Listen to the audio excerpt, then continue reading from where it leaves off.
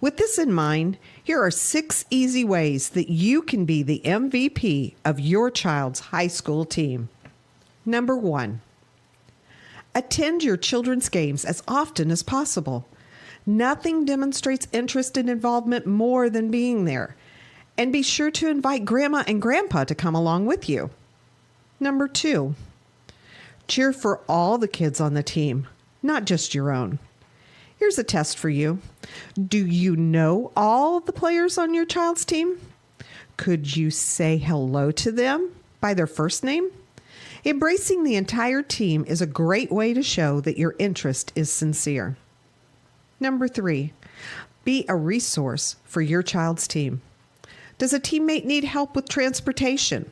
Is the team trying to raise money for new uniforms? Is someone needed to organize a pizza party before the tournament starts? Maybe you can help.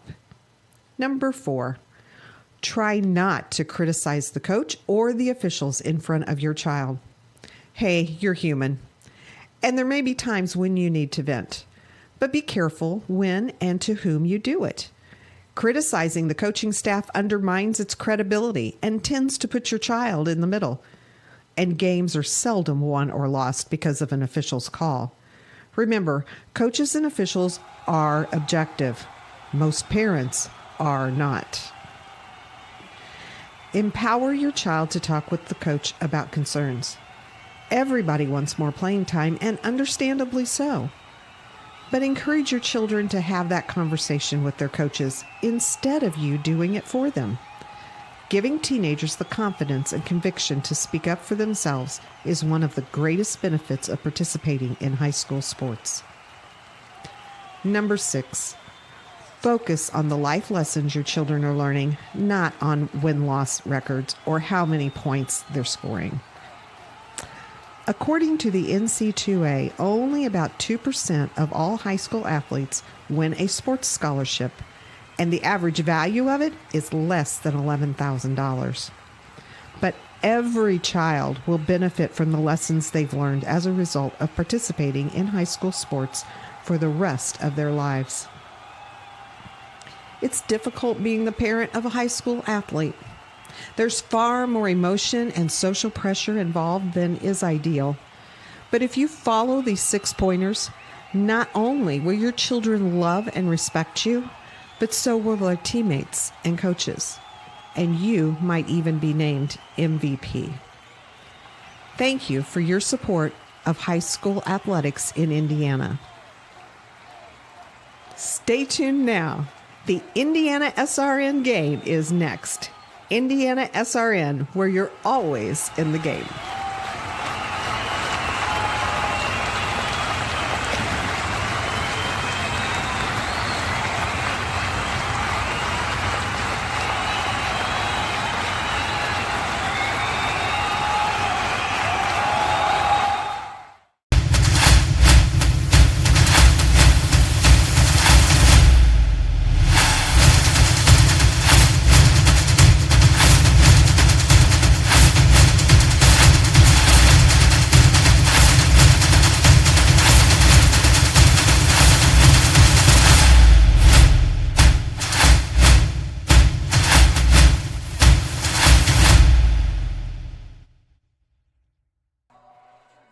Hello, everybody, and welcome to Guerin Catholic High School. The occasion for us gathering today, Guerin Catholic Boys Soccer against Cathedral. The Fighting Irish enter today at 1-2-1. That's 1 win, 2 losses, 1 draw. Guerin Catholic at 4-1-1, although they're coming off their first loss of the season. We'll see how the Golden Eagles respond in this one alongside Brett Goodrich. I'm Jonathan Mathis, and we're happy to have you with us here on Golden Eagle TV, presented by Indiana SRN. The Guerin Catholic Golden Eagle offense has been fantastic this season. The last time we saw them in a broadcast, there was a 6-2 victory over Roncalli, and Guerin Catholic, they spread the ball around. 6 different players accounted for those 6 goals, but since then, Guerin has been outscored 2-4 in their last 2 matches.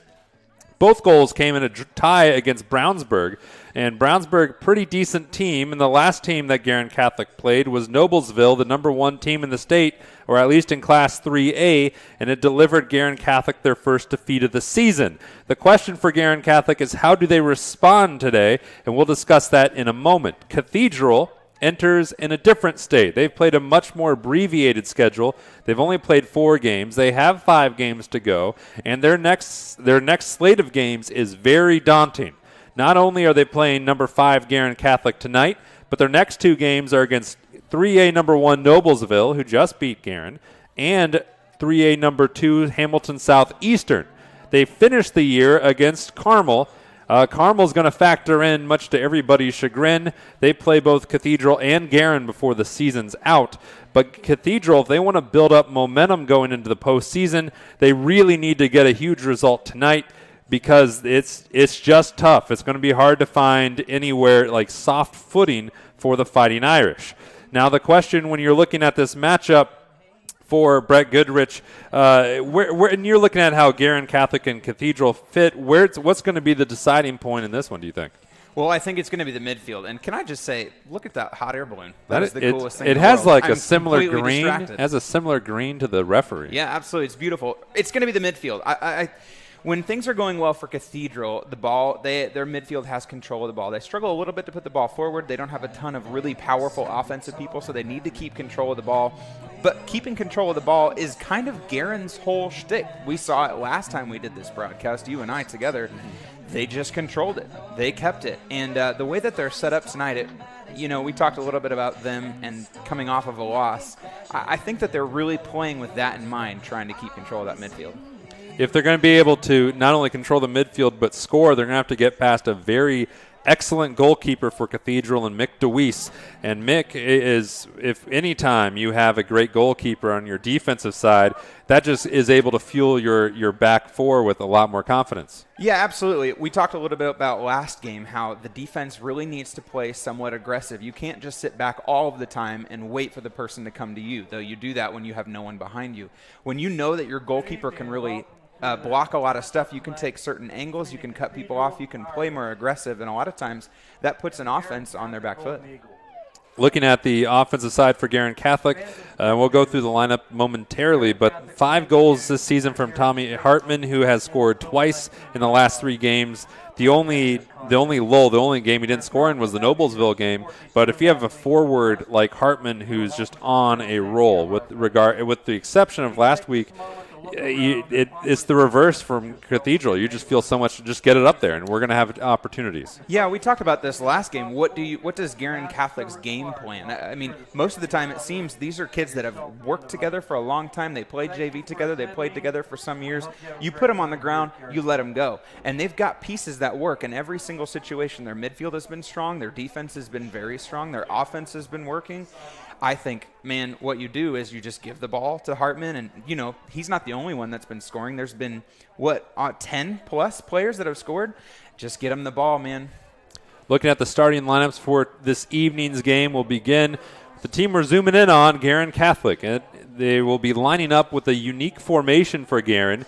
It's a 3-5-2, which means 3 defenders, 5 midfielders, 2 forwards, which generally, as Brett was alluding to, means they're going to try to command at least the offensive side in the midfield. At the back, or at the top of the defense, is number 00, Alex Gardner Jr. He's been the starting goalie all year long. From left to right across the defensive backs are number 4, Ethan Mason, a senior, junior center back, number 15, Peter Bedford, and then a senior right back, number 11, Matthew Wright. In the defensive midfield, or at least we'll say the central midfield, are 2 captains, number 7, Ethan Cabotage, and number 10, Ethan Thornburg, and number 6, a junior, Ethan Crandley. The left mid is number 12, Aiden Susi, and the right mid is number 17, Peter Hall.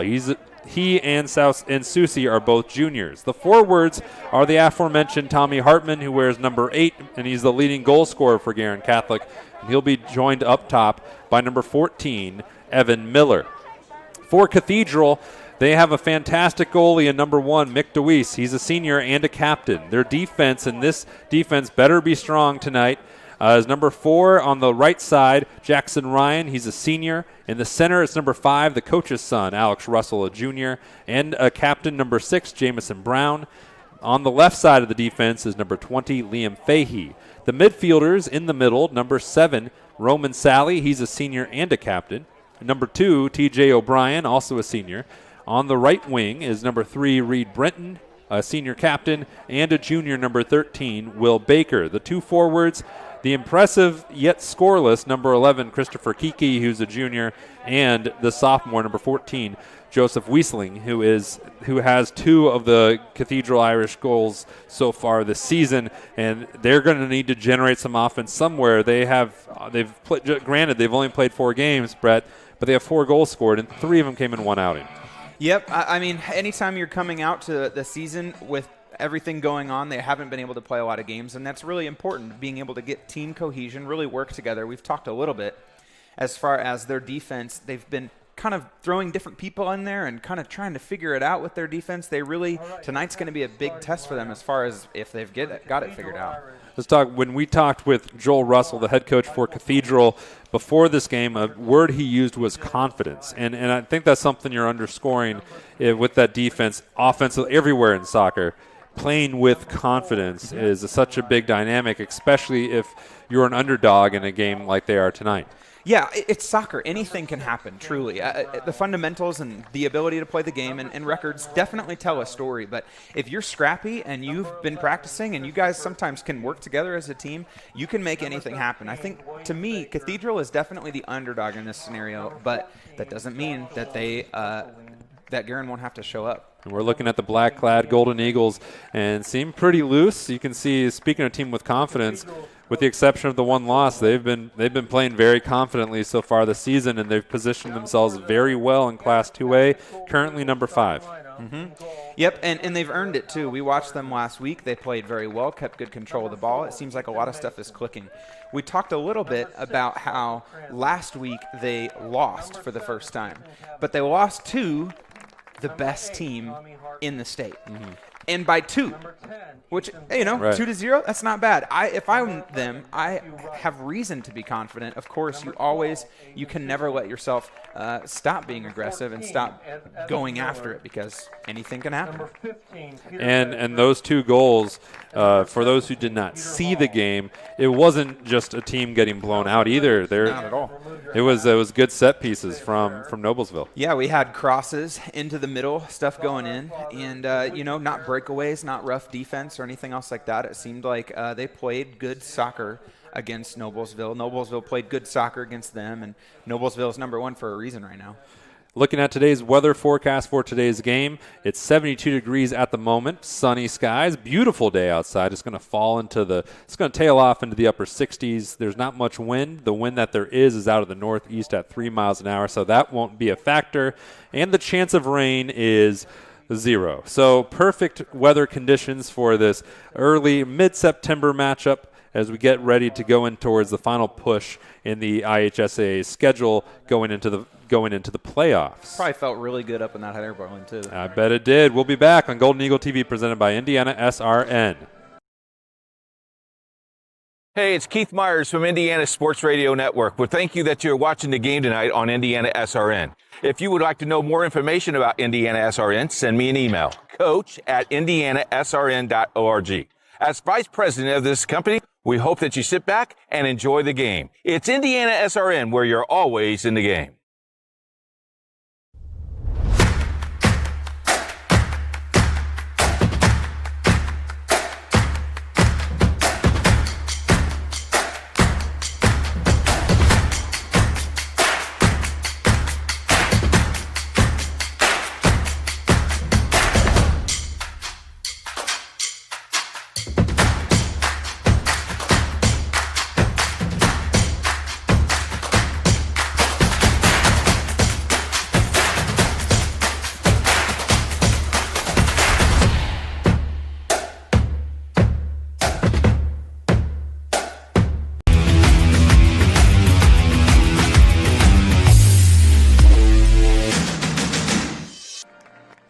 Welcome back, everybody, to Golden Eagle TV, presented by Indiana SRN. Alongside Brett Goodrich, I'm Jonathan Mathis. Guerin Catholic and Cathedral is our matchup tonight, but we're going to keep our eye on other games. Most of the Circle City Conference is playing. The only team not is Covenant Christian, but they're going to be playing on Thursday against Guerin Catholic. The other teams in action, Bishop Chatard is playing Hamilton Heights, Roncalli is playing Cecina, and then Brebeuf Jesuit and Heritage Christian are making it easy on us and playing each other. So we'll try to keep you up to tabs on those results. We'll also keep you up to date on the ladies' game for Guerin Catholic that played today. It was last score update we saw was going very well for the purple and gold. They were leading 4-0 at halftime against Heritage Christian. Pretty hard to do better than that. It was a great game last night for Guerin Catholic. They won 7-0. The boys want to do likewise this evening as we are underway from Guerin Catholic High School. And if Guerin wants to dominate the midfield, it was a quick little turnover by Cathedral, but you can already see the aggressiveness of the Guerin Catholic midfield, and at least the front. It's going to need to be a theme, and I think it will be. It'll be fun. We'll get a lot of good plays, I think, around the center of the field here where our camera's at. And I think these players on the field, it looks like they got about a couple of, maybe 10 free seconds. The clock was a little slow rolling, but we'll see if those factor in. Probably not would be the safe bet. I've run clock for 14 years. Sometimes you just forget. It happened there. Here's Hartman. He lost the ball, at least momentarily, and T.J. O'Brien plucked it away. But now we see the battle for the ball on the right at the front of the Cathedral defense, which is where you do not want it to be if you're Cathedral. Mm-hmm. That was Mason pressing ahead for Guerin Catholic. That's with the defensive setup that Guerin has with Mason and Wright, both offensively oriented. They're not afraid to press up. You see Mason doing it right there. We talked about this a little bit ahead of time, but Guerin definitely isn't coming off of their loss thinking they need to rethink things. They're actually pushing in. And Cathedral's in trouble almost immediately, and now just falling on it is DeWeese. Pushing in the sense of that they're pushing up. They have a lot more people arranged offensively this game in midfield. Yeah, typically Guerin will go with one forward. Today they're going with two, and not only are they going with those two, but they've added more offensive firepower to their midfield, almost abandoning the defensive mindset. We'll see if it works out for them. Here's Kiki, number 11 in white. But away with it is Guerin. All sends it ahead to Hartman. Oh, and he got him leaning the wrong way. His intended target was Evan Miller. Chance here for Kiki. Wasn't able to do anything with it. Couldn't quite tell if he lost control of it there, or if the defender took it away from him. A little bit of both, and a handball on Hartman. Direct free kick for Cathedral. An inadvertent one, but it'll be a free kick for the Fighting Irish, and Alex Russell, the coach's son, will be doing the honors.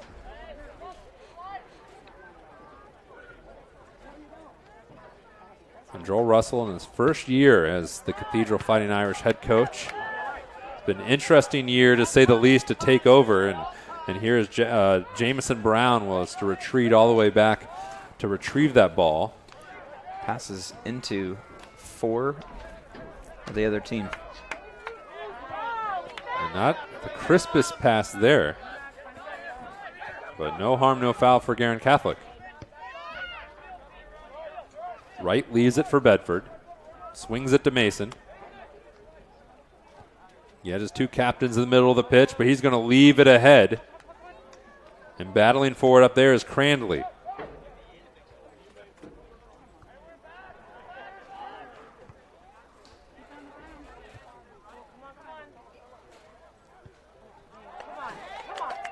Kiki.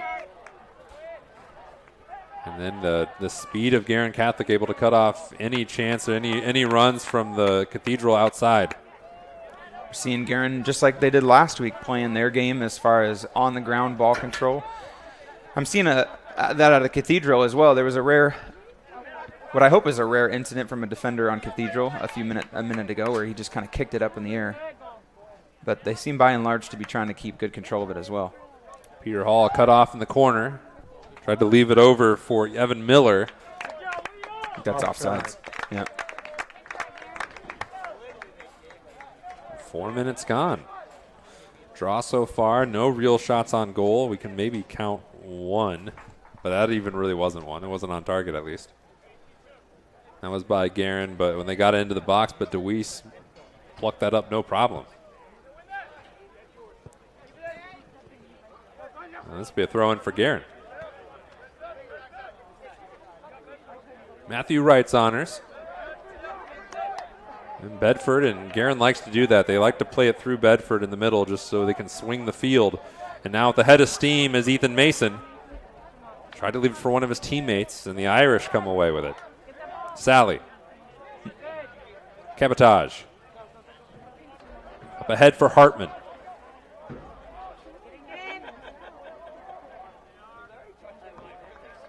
And it should be a throw-in for Cathedral. So this is something the defense is doing good. They're attacking the ball. We had a little bit of trouble with that last time, watching Ron Colley kind of sit back and wait for Guerin to do their thing. Cathedral is not taking that same tack, and it's serving them well. That's a throw-in for Guerin. It's E on the announcer. That's a baseball joke. I don't get it. Our producer Jerry Collins was in. Here's this one glanced off of a Cathedral player, and DeWeese will just attack it. Not going to let it just roll for an easy goal kick.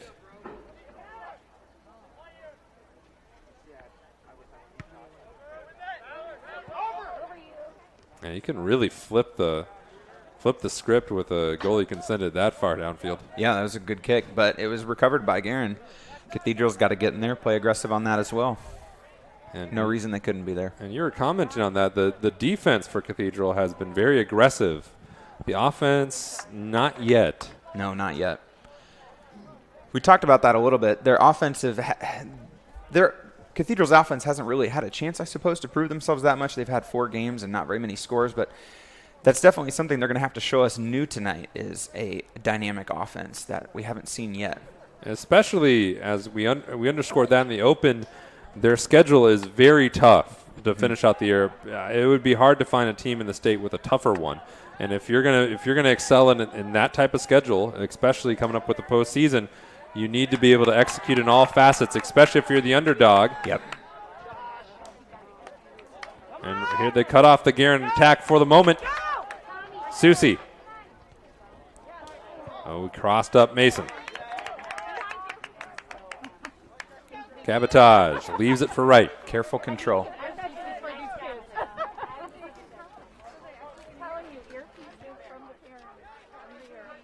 When a game is heavily biased towards the midfield, then it's going to be a lot about passing. Nice move by Wright. Leaves it out for Hall. Inside Hartman. It was behind him, but chipping it in and not remotely enough on it. That was there. Ethan Mason. He should have. That Miller. Man, just seems like he slightly missed hitting the ball. A little bit misjudged the speed of it coming in towards him. That could have been our first goal. Cathedral got pretty lucky there. Maybe unlucky in that juncture. I'm pretty sure that I wonder how many goal kicks Guerin has picked up. Oh, and that one just to the side by Susie. Seems that Cathedral's goalie seems to always be kicking it to Guerin. I don't know that that's his fault so much as that Cathedral's midfield really needs to get to the ball.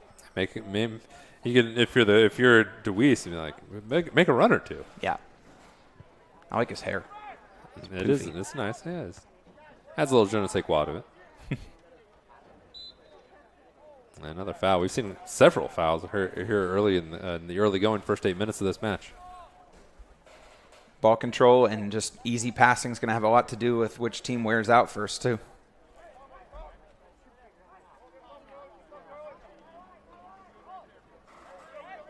So far in this adjusted schedule, to put it lightly, for both of these teams, Cathedral only playing 4 games. Their first match wasn't until September 5th.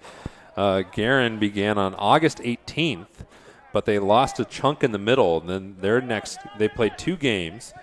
Their last one is a 4-0 win at Park Tudor on August 20th. Then they were off until September 5th, and Guerin restarted their season on the same day Cathedral started theirs. And that was a 2-1 win for Guerin back on September 5th, and a 1-0 loss for the Irish at Southport. A little lackadaisical by Cathedral, and Evan Miller was pouncing on it. Yeah, good forethought, though, by the defender to think about giving it to behind him. That was quick thinking. Now they're trying to turn it into an offensive mindset. Kiki in a race, and he's got a head of steam. Is it a one-on-one?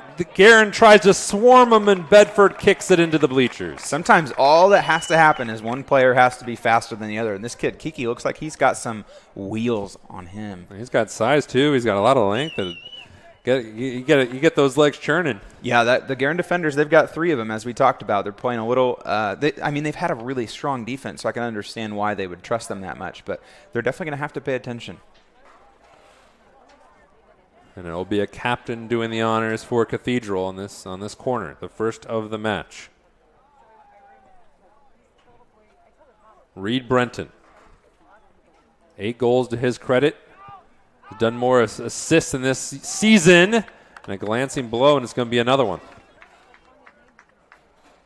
Good play there by offense on Cathedral, putting it towards the goal, and just as Guerin guy was right in the way. And this is the danger for Guerin Catholic, is sets like this is what got him against Noblesville. Brenton will try it again. This one right on the ground, chipped away by Guerin Catholic, and this sets up the offense, or does it? Coming up from behind is Ryan, but Susie has it. He's got everyone to his left. That looked like a handball.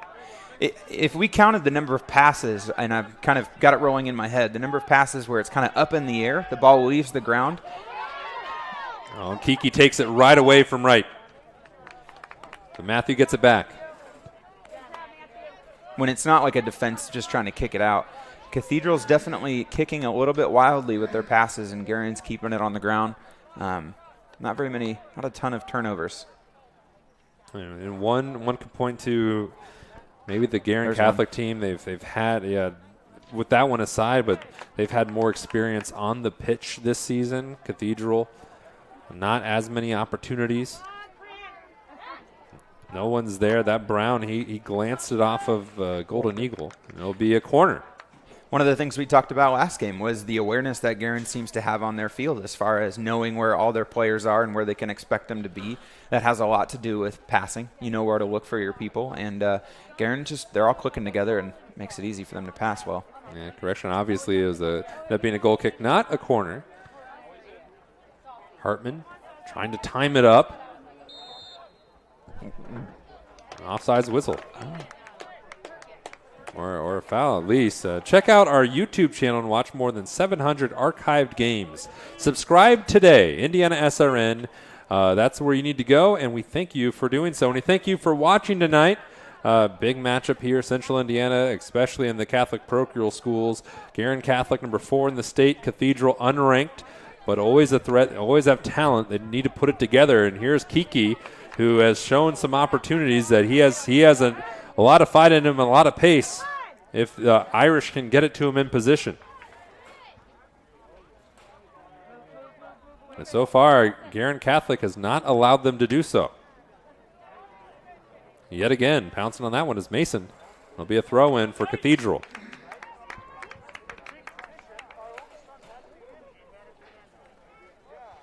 They were looking for Kiki. They were looking for Joseph Wiesling. Miller trying to fight up, forge up that far side of the pitch, and it'll be another throw-in for Cathedral. And coming up on 13 minutes in, not much, nothing to report score-wise. Very few chances, and the chances that Guerin Catholic has had, none have really challenged DeWeese, at least not to this point. No, I think Kiki is that just hidden thunder, though. If he gets out, doesn't seem to want to wear himself out yet. He's being careful that way, but if he gets out there, he can run. Yeah, it seems like the Guerin Catholic backs have been able, whenever they've been able to freely pass it between themselves. They've been able to freely push the ball. But you can see them right now. They're across midfield. I do really like that. Cathedral has been playing pretty aggressive, though. They're not just standing back and letting him pass it around. They'll let him do it a little bit, and then they'll jump right in, and that's what needs to happen. Here's Cabotage trying to get it into the box, battling with Roman Sally. The 2 sevens, both captains. Cabotage hooked out by Sally. Yep. And the double team from Jackson Ryan took it away from him. That Guerin player is frustrated, but Cathedral played that right. Just use his body. You don't have to move. And as long as you aren't pushing people around with your hands, you can get in between a guy and the ball, and that's the right play there. Tried to put it between his legs. Tried to nutmeg him. I think you're going to have to give him more respect than that, yeah. We do have a final in the ladies' game just a few minutes ago. Last night, Guerin Catholic won their matchup against Avon 7-0. They did it again today, beating Heritage Christian 7-0. We'll have some highlights from last night's game, which was on our airwaves. You can go back and watch it on YouTube or on the Indiana SRN app, but we'll have highlights from that match coming up at halftime.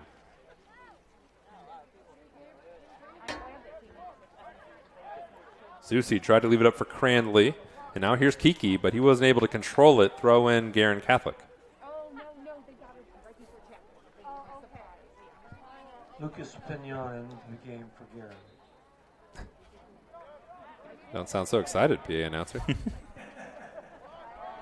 Lucas Pignon is in the game for Guerin. Our first broadcast with Guerin. He scored, and here he is. Speaking of which, Peter Hall coming in to help him. Pignon's going to get it. Good aggressive play by Cathedral defense. But another whistle against Guerin. The fouls have been very much in favor of Cathedral. They've been more against Guerin Catholic. I like that play out of Cathedral. That's how I always played soccer. I played midfield and defense, and I really enjoyed just kind of getting your body in there and shoving people around. It's good. It's physical play, and it's totally legal. And sometimes, if you can't be fancy with your feet, you just shove them out of the way. It works just fine. Just nudge him. Soccer. DeWeese will swing it around. Now here the pressure being applied by both Hartman and Pignon. This one just outside and misplayed Bit of by a wild Cathedral. pass. Yep. We'll see if Guerin Catholic can capitalize. Again, gets his body between the offensive player and the ball. Good playing by Cathedral. Mason sends it to Thornburg. One of the two captains for Guerin Catholic. Now Peter Hall looks for Hartman. And they're going to call it on Tommy. Goalie says, get out of here. That poor guy. The JV player is going to have a long run.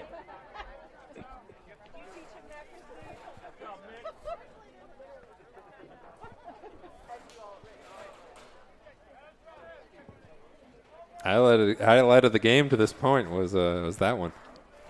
Just the not counting SWAT. Yeah. We'll see how long that highlight lasts. Wright's able to turn it over to Hall, averting what could have been a dangerous situation with T.J. O'Brien pressing on the throttle. The highlight for me, I've just been really enjoying that, watching Cathedral make Guerin work for this right now, getting in between them and the ball, shoving them quite a bit. Making the run was Crandley, and another whistle. There's a lot of whistles tonight. Been a ton of whistles tonight. Every time the ball moves, it feels like.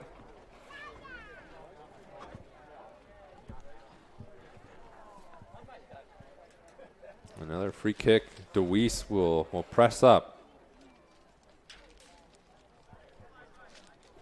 He's got his little Argentina-style goalie uniform.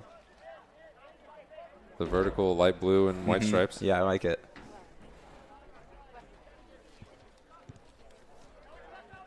Picked off immediately by Hartman, and plenty of room for Hartman to work. He has Pignon to his right.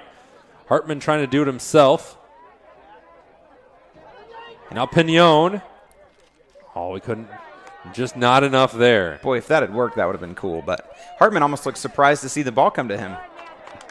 Speaking of which, is this another whistle. handball whistle?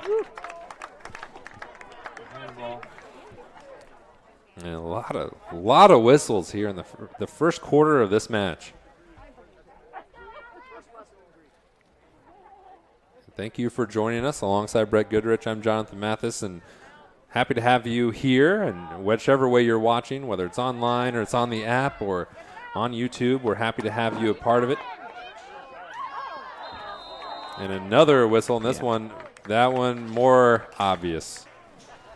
Both teams are playing aggressive. Both teams are putting their hips around the ball, and I like that kind of play, like I said, and it makes for interesting soccer. Neither team's going to be pushed over. Do you know Indiana SRN streams more than 300 games a year that reach millions? Did you know that? I did not know that. If you would like to help put kids first by advertising on Indiana SRN, please contact us at coach@indianasrn.org. The internet is an incredible place. It most certainly is, and Guerin is trying to turn the box into an incredible place, but nothing doing in that juncture. See what Wiesling can do it from it. He can't. Cranley. Leaves it for Thornburg. Going into this, we wondered if Cathedral could get it started on offense. It doesn't look like they have much of an offense aside from getting it to Kiki and letting him run. They're playing great defense, which is really good for them and going to be important, but I'm not seeing any evidence that anyone other than Guerin has really commanded control of this midfield so far, and that is a problem for Cathedral. Bedford won't let Kiki have anything, and that's something that Cathedral, they've been working on this season, is trying to find the right combination of defense, because they lost a lot of people, not badly. They lost them to graduation, but they're trying to just figure things out as the season progresses. Yeah. It's exciting, you know. You get to watch people go on and become adults and live their lives, but you also miss them on the field. And they're trying to find someone. They repurposed Jamison Brown from midfield to center back, and you'll see him. He's number 6 in white. I feel like with the number of whistles, it's almost inevitable that we're going to see a PK of some kind. Are they calling that on the I didn't notice the referee, but on the pushing? I wonder if that was offsides. We've had more handballs in this match than I've seen all season. Put your hands down, kids. Yeah. Let the ball go by if you can't reach it. A tussle again in midfield. And very presciently, in our preview, Brett talked about the midfield being one of the stories of this game, and it's exactly been that. It's been a midfield game so far. Almost a game of inches approach. Guerin has been able to get it more on Cathedral's side than the Irish, vice versa. But so far, and Bedford's got to be careful. And another whistle. Depends on the kind of soccer fan you are, which you'd prefer, but I'm trying to figure out what's going on here. If you're the kind of person who isn't super familiar with soccer, you'd probably enjoy a game with less midfield action and more offensive action. But as a soccer fan, I really like the fact that everybody's having to duke it out in the middle and pass well. He's communicating with both sidelines. And we're waiting to restart play after the most recent whistle.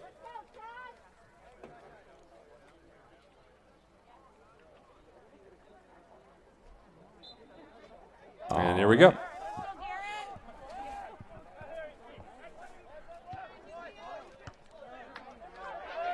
That ref shirt kind of makes me want a Jolly Rancher. Watermelon one. All of them. Green was the color of choice last night, too. And we'll try that again.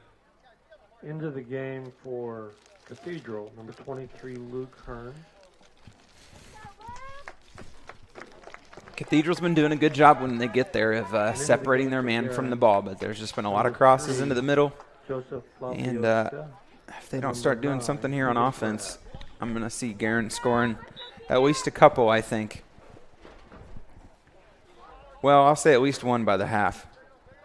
That's my guess. So and there, one player takes the tumble, and that's going to go against Guerin Catholic.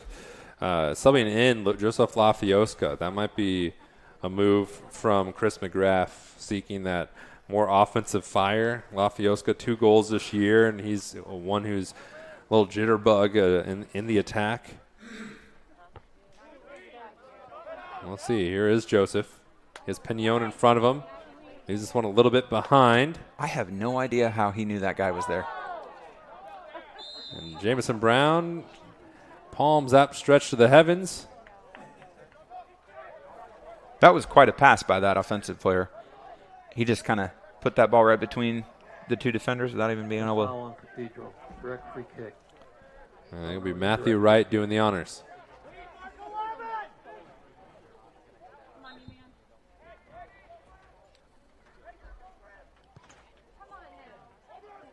Nice through ball off the head. Outside. And just Oh, off the net. could not tell for a second.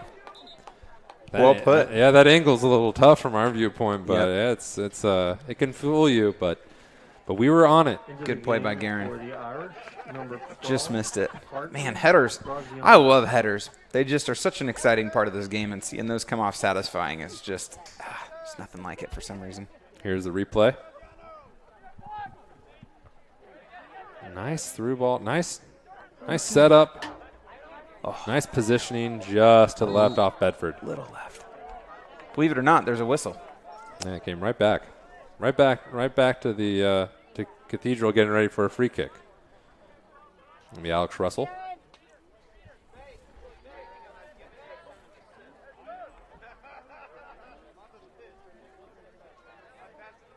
We played almost 25 minutes of this first half. A couple seconds before that, and just ahead of Joshua Wiesling. That feels like Cathedral's first real shot on goal. It does. It's unofficially it is, and that one was pretty easily dealt with. Here's Kiki, and the offside flag was up.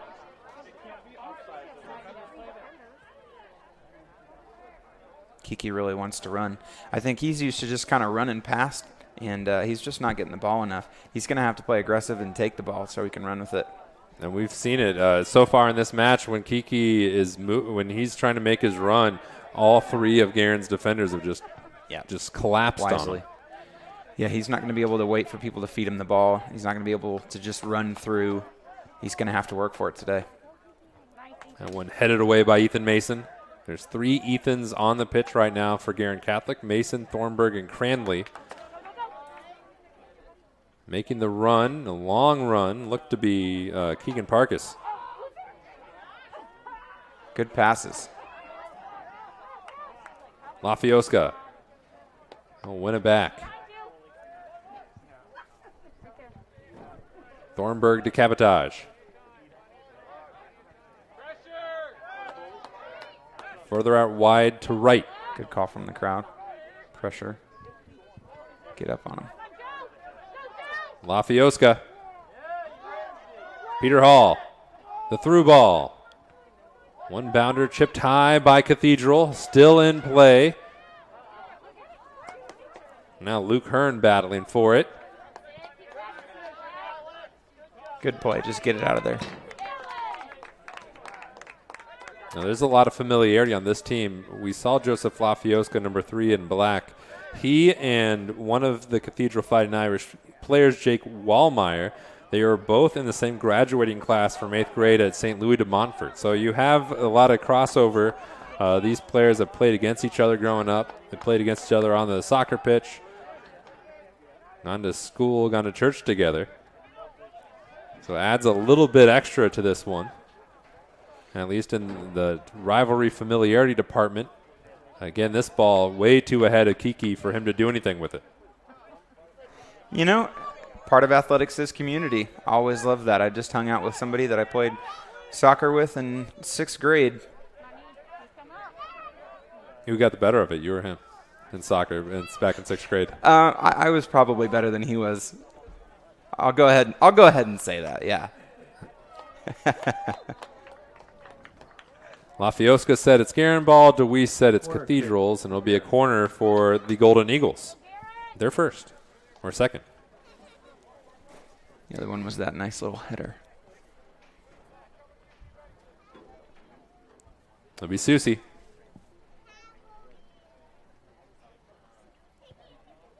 Good ball. Played a little bit short. Nice one. Header still in play. And still an opportunity for Peter Hall to hook it in. And that one against Guerin. There was a defender there on Cathedral's side who kicked the ball back into play when it was going out of bounds, and I think that he just got caught up in the moment or something. He should have let that thing go. It would have been a goal kick. Yeah, and I think he headed it right back into play, and unfortunately one of his teammates was right there. Yeah. Yeah, you can't make those kind of mistakes in the middle of the penalty box right there. We have a dozen minutes to play here in the first half. Very few strikes on goal by our unofficial count, 4-1 in favor of Guerin Catholic. Not many corners. There have been 4 combined, 2 for each.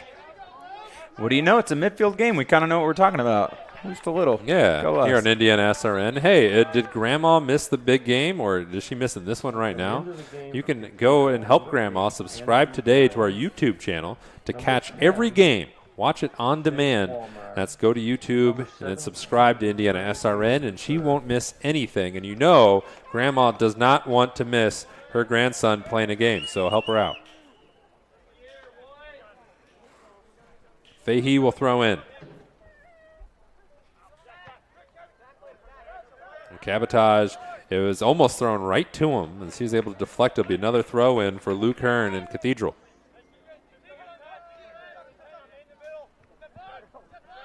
Here's Wallmeyer, the other part of the St. Louis de Montfort story we told earlier.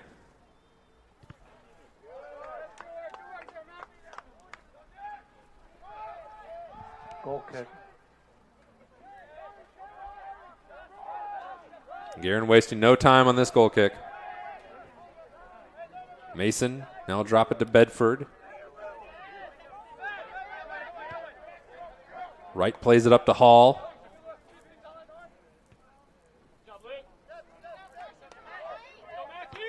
Matthew had to chase that one all the way back onto the Guerin side, but no harm done.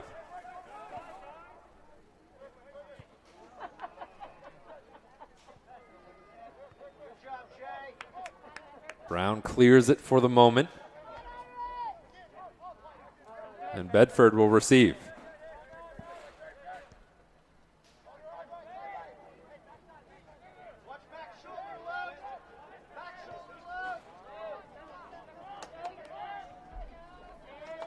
And this will be another corner for Guerin Catholic. When the top 25, or not top 25, they're just top 20 rankings were released this week, we took a peek at both teams' sectionals. In Cathedral, there are no ranked teams in the sectional 11. Currently, the best record belongs to Arsenal Tech, who's 6-0. But most teams are every other team is 500 or worse. And then in Cardinal Ritter's sectional, that's sectional 26, Guerin Catholic, the top-ranked team, number 5, and we saw number 5 for Guerin have an opportunity there, at least 15. DeWeese, nice save. Nice job.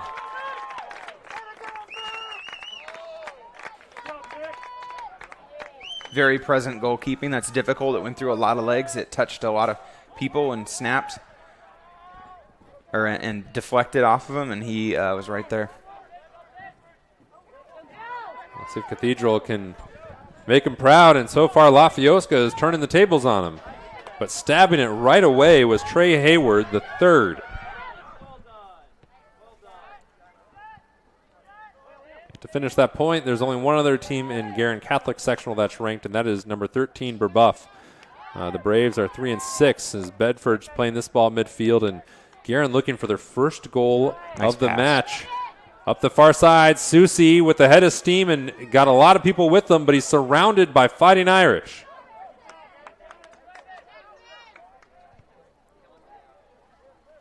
Ryan maintaining possession. Mason pressing all the way up, leaves it for Bedford, and once again, Guerin will rely on their safety blanket, Peter Bedford, to restart or redirect, calm the offense. Anytime you see a team pass backwards, you see a team that understands how important it is that they maintain possession and control of the ball. Guerin does it a lot. They'll take their risks, but they'll take them on their own terms. Yeah, and Guerin, they're not afraid when they're feeling the attack, and and joked before that if they're like a shark and they have blood in the water, they're going for it regardless of the circumstance, regardless how much they're up or down, they'll attack. But when they're in a pace of game like this, where it's a very deliberate, very even battle, and just as you said, Guerin will rely on their more possession-based offense, looking for an opportunity. Lafioska into the box, gobbled away by DeWeese. If I'm Guerin's coach, I might be saying a little bit of if you get open down there, just take your shots. There's been a little bit of hanging onto the ball for a bit too long there, and the defense is pressuring them good. But get some other guys up, maybe do a little bit of a backwards pass once you press up, and just have that kid shoot. And that's something, and point in fact is DeWeese is very good. Lafioska is onside, but he wasn't able to control it. Yo, Guerin's passes are perfect. That was a beautiful pass. Curved it right over to his feet, and really nice trap. Just lost a little bit of control of it, but that's a difficult thing to keep control of, and he did. Guerin likes to thread the needle on their passes, and they do thread the needle quite often. It's Hayward. Look to the far side to Graziano. Or not Graziano, it was O'Brien. No, it was Graziano, excuse me.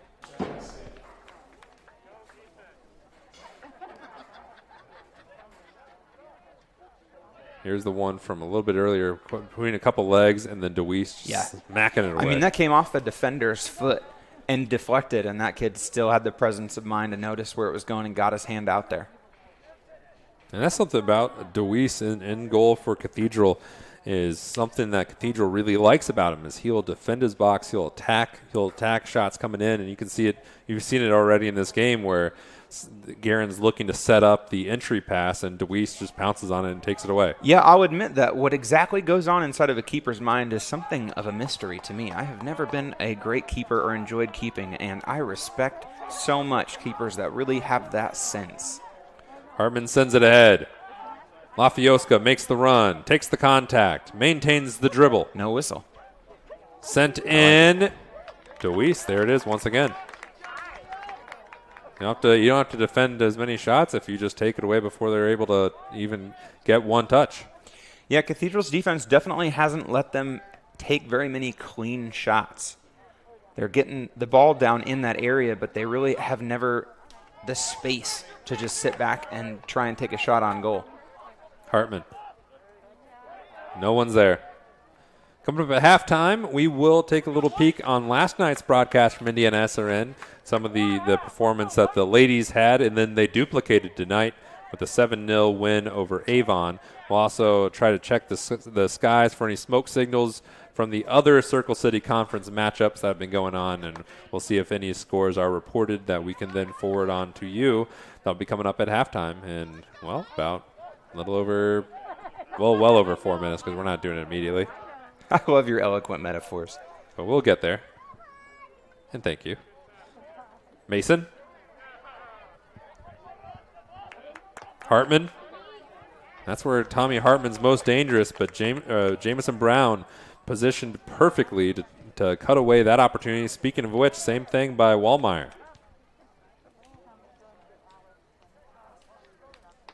And it's just every time that Guerin, well, you're used to watching Guerin, when the Guerin Catholic offense is flying, they are just so precise, they're so sharp, and then they catch defenses backpedaling, and they take advantage, but that has not been the case tonight with Cathedral. Nope. And they do get there. They have been getting down the field a lot, but there just comes to a point where Cathedral gets right up in their face, lets them come so far but no further, and they're going to have to break through that. Cathedral can still score. We're not spending a lot of time down there, but we've seen the wheels on Kiki, and we've seen some of the other, just how few defenders Guerin is putting out right now. And this will be against Lafioska, and his head's about to come apart. I think if we see a score from Cathedral, it's likely to be a good breakaway, a good pass, more so than working it down the field and a cross.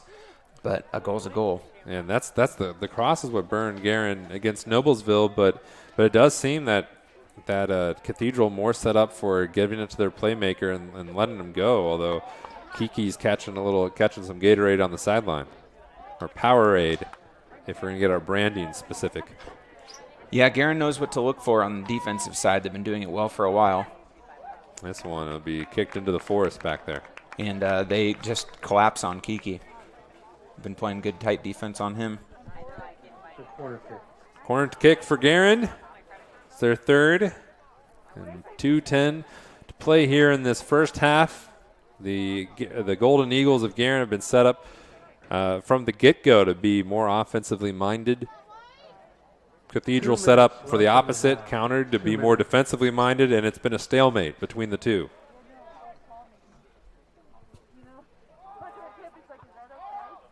And nothing doing on that, but the lined up deep one, just high.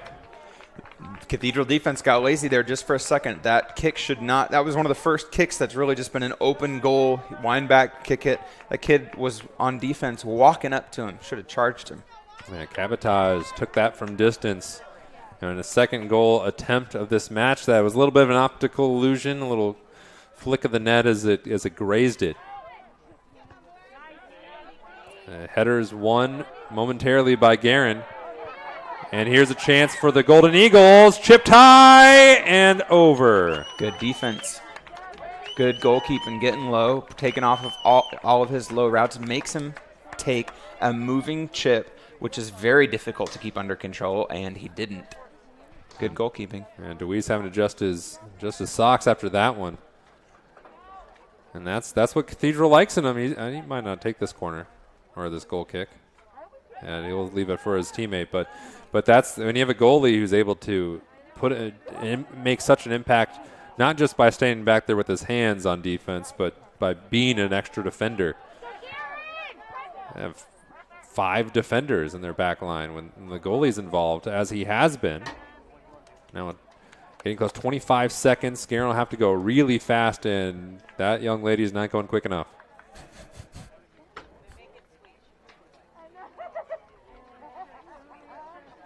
We love your heart. 13 seconds. 10, 9, 8, 7, 6. And Susie get it in quickly. They have 5 seconds. Got to turn and go, and it's not happening. And we're going to go to halftime. 0-0 on the scoreboard. Guerin has now gone over three halves without scoring, which is not what you're accustomed to seeing from the Golden Eagles, but a testament made by the Cathedral Fighting Irish defense. They haven't given Guerin any opportunities, in those little short passes that Guerin likes inside, Cathedral's taking them away. Yep, exactly right. It has been a statement by Cathedral's defense. They have said, we are not going to let you roll over us, and they have not. But the ball has spent a significant amount of time down there. Guerin has had shots on goal, though not as many as I would have expected by this time. And Cathedral's going to have to start some offense, or else Guerin's eventually going to make it in. We're going to take a little breather, and when we come back, we'll have our halftime programming here on Golden Eagle TV on Indiana SRN.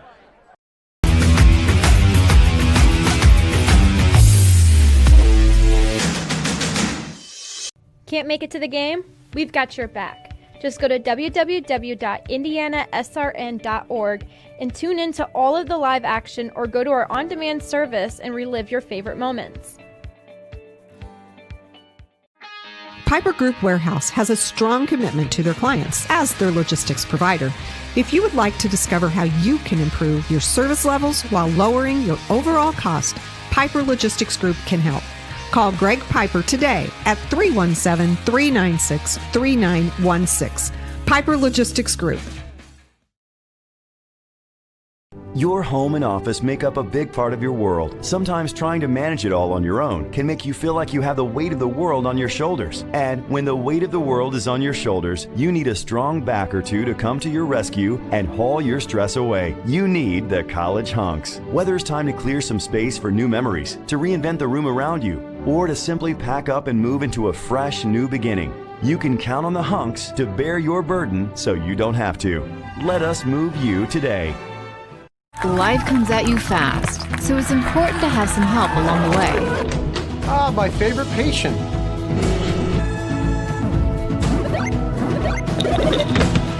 Ah, my favorite patient. When the dust settles, it doesn't always end as anticipated. Embrace the journey and care for the ones around you. My favorite patient. For everything else and every stage in between, my favorite patient. Methodist Sports Medicine is here for you.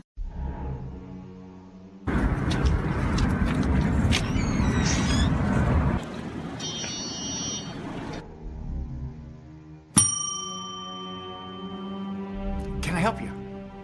Yeah, I'd like to order a hamburger, fries, salt, maybe a large vanilla shake. Yeah. This is a trophy shop, can't you tell? You got a counter right here. Isn't this where you place the orders? We sell trophies, we sell plaques, we do embroidery. No food. You got carry out? Unlike the internet, everything that you need we have here at the shop. Very unique. You order today, carry out tonight. That's our version of carry out. All right, I'll take one of everything. Well, that may take a little longer. We'll have it for you tomorrow night. You know, Jim, I'll be back tomorrow to pick it all up. We'll wait for you. Don't wait long. Welcome back, everybody. 0-0, 0-0 the score here between Guerin Catholic and Cathedral on Golden Eagle TV, presented by Indiana SRN. We're going to take a little spin around the Guerin Catholic sports calendar, at least how the other teams are doing and so far this season.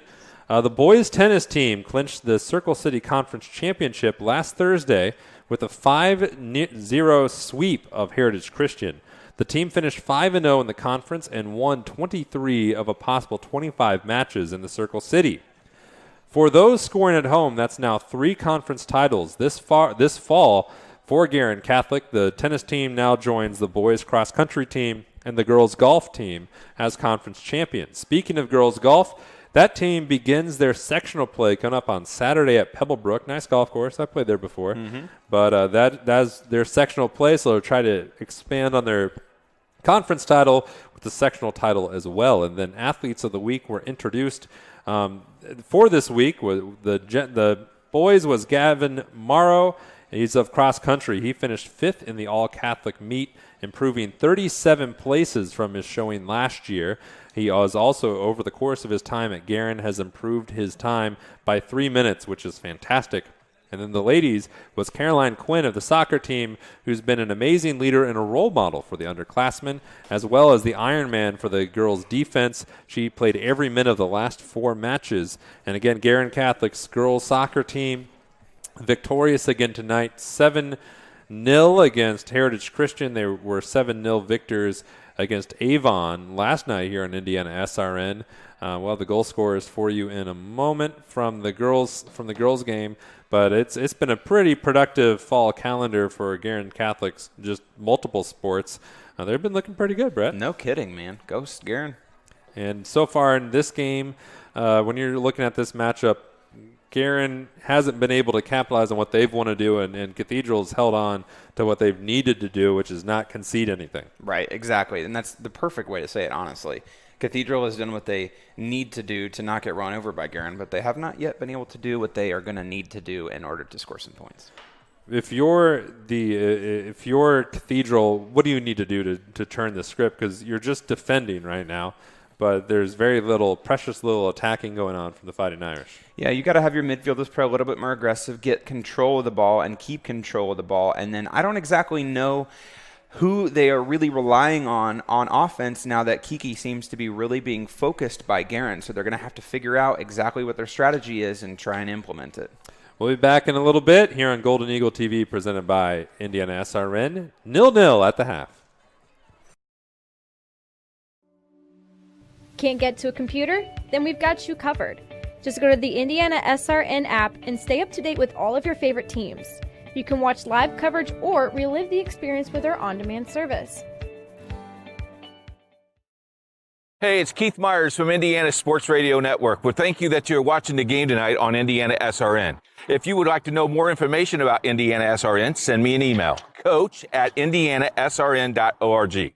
As vice president of this company, we hope that you sit back and enjoy the game. It's Indiana SRN, where you're always in the game. Can't make it to the game? We've got your back. Just go to www.indianasrn.org and tune in to all of the live action, or go to our on-demand service and relive your favorite moments.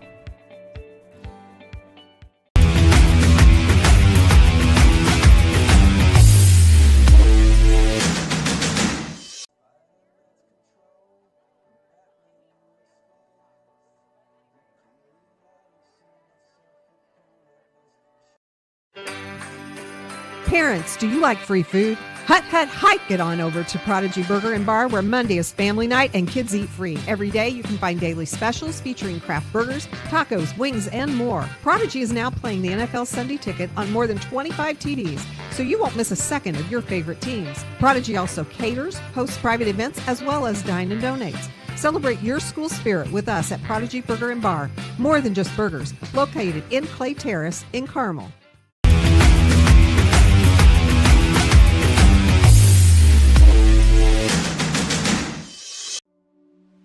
Can't get to a computer? Then we've got you covered. Just go to the Indiana SRN app and stay up to date with all of your favorite teams. You can watch live coverage or relive the experience with our on-demand service. Welcome back, everybody, here on Golden Eagle TV, presented by Indiana SRN. I'm Jonathan Mathis. Brett Goodrich is to my right. We're going to take a little peek back on some programs you could watch if you downloaded the Indiana SRN app or subscribed to our YouTube channel. Some highlights from last night's game between Guerin and Avon. It was pretty prolific for the Guerin Catholic offense. Quincy McMahon, that's her number 8. She had the first goal of the match. But she was not done, nor was the Golden Eagle offense. They had several. We'll have a couple more highlights from with you. But Guerin Catholic's girls team, they've scored 14 goals the last 2 games. Wow. That's pretty good. Something in the water over there at Guerin Catholic. Another wind-up. That one is in the back of the net. That's something. Pause in the back of the net by Emerson Jennings. Great strike from her. That made it 3-0 against the Orioles. This is the second goal. McMahon, beautiful footwork. Watch this, Brett. Splits him right through into the left corner. Nice job. Nice job. Yeah, Quincy McMahon, she scored again today. Yeah. But she was on the... She's not even celebrating. She's like, yeah, I know. I did good. She's been there before. She was on the Team USA U20 team for a bunch of international friendlies. So not her first rodeo. Look at that. No defenders in the middle. That one girl should have played defense. Aggression on defense is a big deal. Everybody gets it drilled into their head that you don't stab with your foot. But you really... You do kind of stab with your foot once you know you got some people set up behind you, and if you can't just let them run into the goal. Here's Katie Koger. She's going to set up her teammate just about. Wait, oh, this is the defensive play. This was fantastic. That was the fifth goal's coming, but that one was just fantastic defensive play by the goalie and her teammate. They saved 3 shots in a row. Wow. It was a great moment for Avon's defense. But it was just a moment. It was a fleeting moment because stuff like this happened. They thought about when they went home.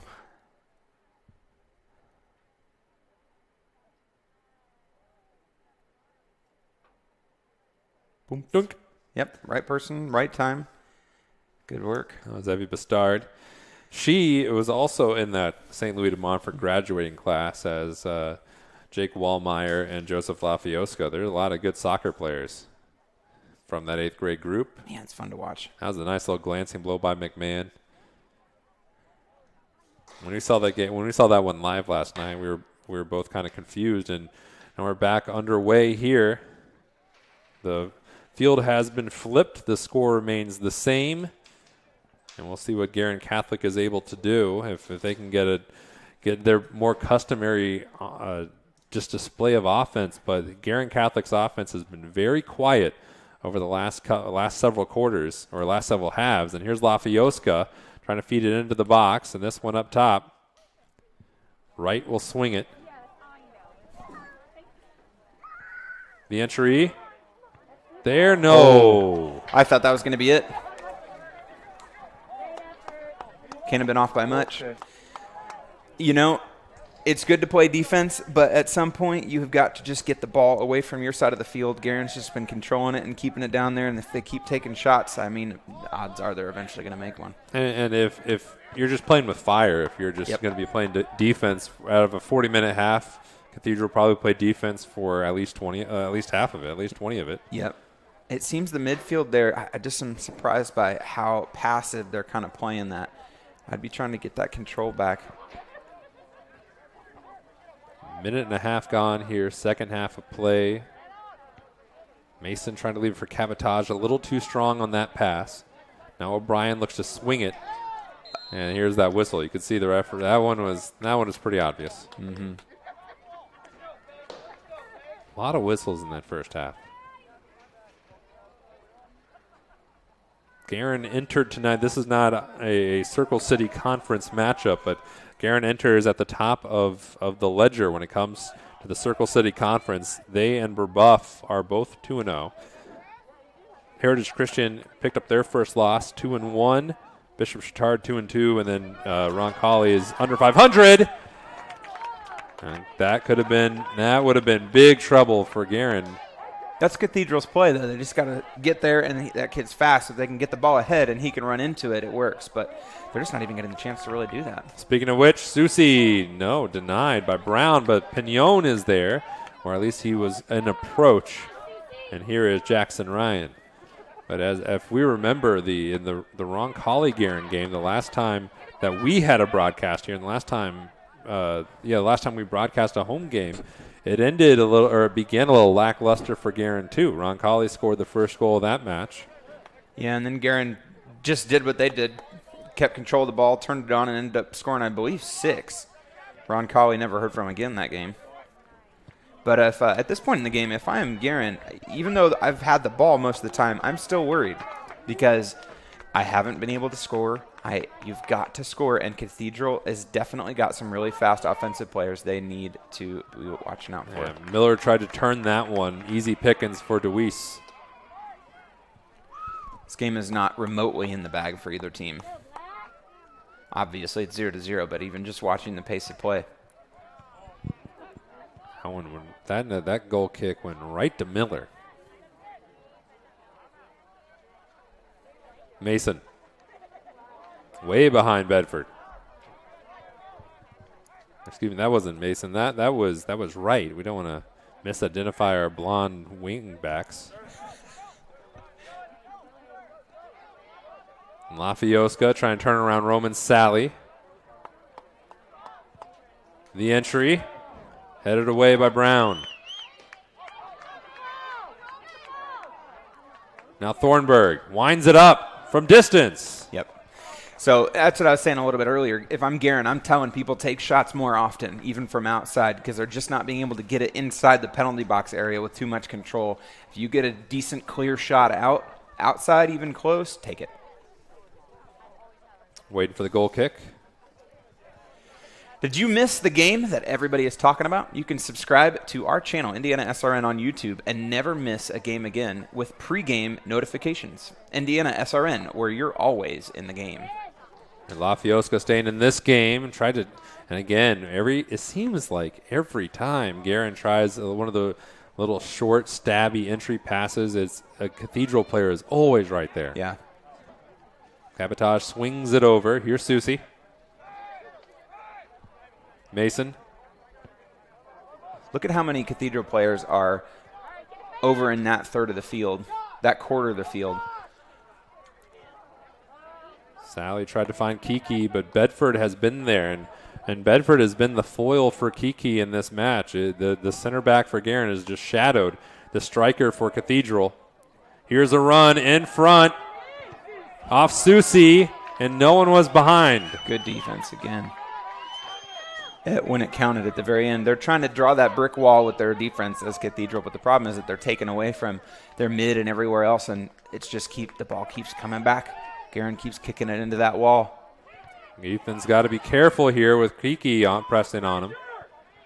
Mason is able to squeak it away to Susi. Look how few Guerin players came back. He was challenged. It was about to be a one-on-one with him and Kiki, and there was still only one other Guerin defender. They are really not concerned about defense. This one, nothing doing. Now, is that just confidence in our guys got it, or is that just or lack of confidence in the other team? I would imagine it comes from a great confidence in the way that your team has played, but also I would assume at this point in the game, habit from what you've been doing. You know, the ball hasn't spent much time down there. They haven't really been thinking about it. So when the ball gets down there, they're not – I wonder if their alarm has been softened a little bit by not having to worry about it that much. It'll be a throw in for Jackson Ryan. Sally, this one poked away by Susi. Lafioska leaves it for Miller. Further over to Thornburg. And in the distance to Hall. Guerin's got a lot of players up now in this third of the pitch.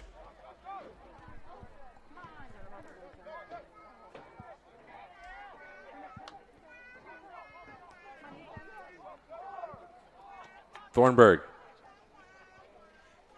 And again, that Guerin Catholic, it's everybody has been pressed up on that side. Yep. They keep trying to make stuff happen, and it keeps not happening. Cathedral's been playing good stop ball. Making the run with Susie. At the very last. Oh, nice. They let him get it all the way there almost, and then stop him. Weisling leaves it over for Baker. And then tackled away by the sliding, I think it was Mason. And for Cathedral, number 23, Luke Hearn.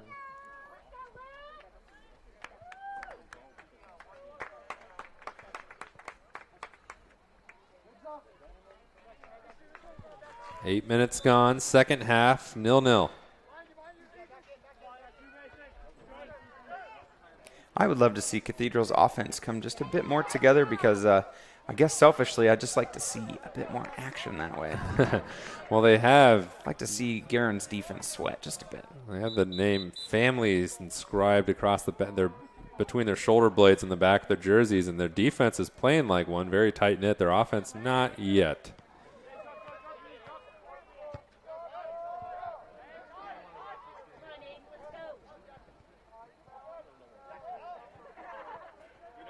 And now we're seeing a little tactical approach. Cathedral not letting Guerin just freely swing it between their backs anymore. They're applying more pressure. That was an issue with Roncalli last week. Roncalli just kind of sat back and watched Guerin do their thing. Got to be a bit more aggressive than that, and Cathedral's doing it. And Pignon just keeping that in play. Pressured along the boundary. In front, chipped in. That's a goal. And that's the first goal of the match.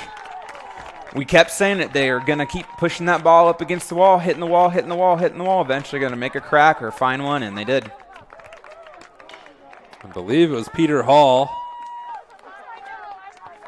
Score by number 17, Peter Hall. And it was.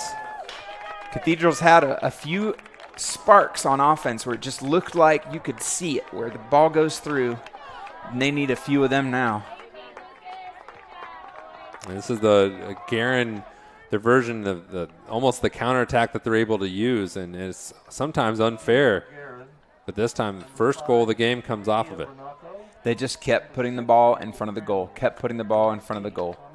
Eventually, something's going to happen. Somebody's going to be in the right spot. So it was. And Peter Hall on the back end, and he's been used so much to set up his teammates, but he's able to get his first goal of the year, and it comes at a crucial time. And this is a point in that Roncalli game that we saw. We don't want to harken back on that one, but we were both in the booth for that one. But it was that first goal was the spark for Guerin, and then it was all of a sudden, then they were just off. Yeah, I mean, we harken back to it because it taught us a lot about the way that Guerin works as a team, and they've definitely struggled for sparks tonight, but they got what they needed. One, I'd be pretty comfortable, honestly, as Guerin here. Another one, definitely, because I think that Cathedral might be able to get one runaway goal with Kiki, but I'd be very surprised to see them get two with what they've got set up. Yeah, there's going to have to be some tactical adjustments for Joel Russell and Cathedral, and not only just adjustments, but you have to capitalize on it. Last time these two teams played in September of last year, they tied. And we were talking before the game that I think ties are terrible. So boring. I'd rather lose than tie somebody. Spoken like an American. Yeah. And that's a handball, Yeah, but play on. But play on. And now that's a makeup call. Yeah. Yeah.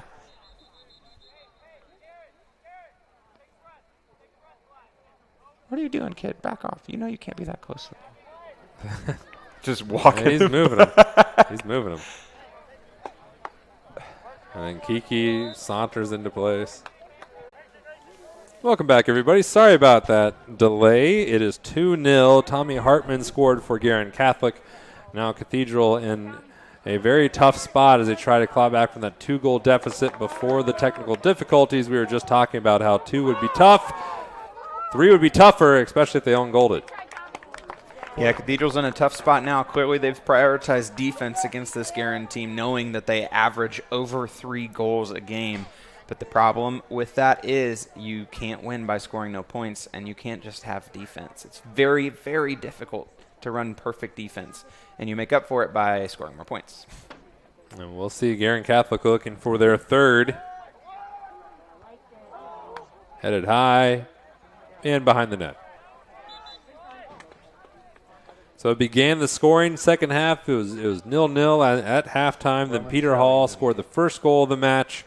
Tommy Hartman followed it up in quick succession afterwards, and now we have about 25 and a half minutes remaining.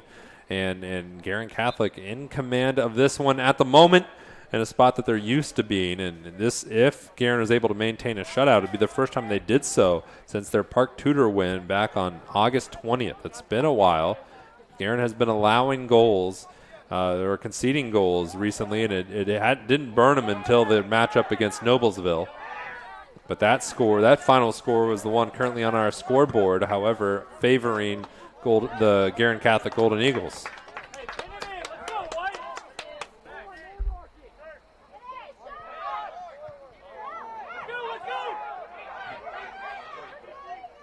Takes another odd bounce just on the sideline. Mason is battling with Wiesling. Here's Fahey. It's sent right back towards midfielder. We see Bernoco has been put back in. Central midfielder, typical starter, but he's joining Bedford, so the 4 defenders back in place. Nice move by Parkus. And this one nudged too far ahead by Crandley. He's already scored 1 goal. Tommy Hartman. Near side, Susie. And Hartman wasn't able to deliver that one. Has just led a bit in front of him. Guerin reversing the pitch. Over to Thornburg. But not able to get it to right. Pressure on from Reed Brenton.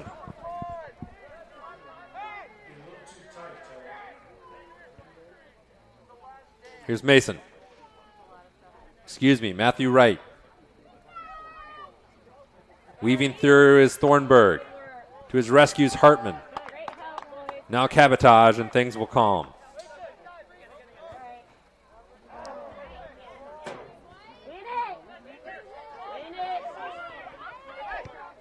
The battle between Susie and Baker. Now Wiesling and Mason. Talk about physical play. We've been talking about putting your hips between the ball and the other player. That kid spun his hips into between the ball and the other player. And Mason went after. He's going to get adulation from half the fans and derision from the other. Looks like a foul, but it's not. You can shove people over the right way. That's an important skill to master. If you're going to try to defend anybody, if you're going to win the ball, you have to know when to bump someone. It's also really fun, honestly. Inside 23 minutes, and it's just a trait of the Guerin Catholic team. Both the boys and the girls do it. But when it's almost like when they get their first goal, you see this boost in energy in them. That they're just like, all right, let's go get another one. Let's get another one. Yeah, they kind of relax and they feel their groove, and then they start just having fun. There's so many of them that score. They just work, like you said earlier, like a big old family, and they know where each other are, and they do just kind of loosen up once they get that first one, once it feels like the game's going their way, and they know they can just play around, and they do. Chance here for Cathedral, and do they ever need it? I played on a lot of soccer teams. I had a season where I lost almost every single game and one where I won almost every single game. And I remember enjoying that season so much because we would score a few goals and the exact same thing. We knew we had them. And then we would just have fun trying to score in different ways and through different people. Jamison Brown. Far post. Nice save. Nice kick, though. Redirecting that towards the goal at that angle, it's difficult. Good job.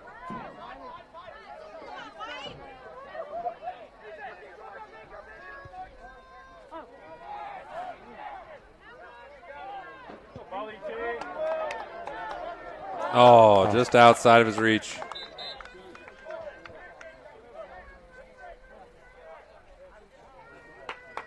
there would have been defenders inside him regardless, but you just in your heart, you just want to see when someone has as beautiful a long ball as that, you just want to see him be able to connect on it. Absolutely. And that is one of the things we talked about, how their play style changes a little bit when they get up and confident. They don't take those kind of risks normally, but that was just a high kick, a somewhat, you could say, wild or difficult to control kick.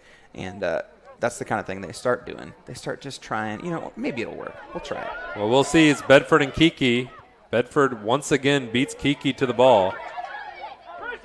Gardner taking his time with it. I think that looked a lot closer from our angle and the fans' angle than it was from Gardner and Kiki's. No, yeah, he had space. Bernoco swings it over. A little long for Mason, though Ethan gets there. And then no one ahead. Guess he was trying for the run ahead. But I think the wing he would have got it to also broke back on the ball. Yeah.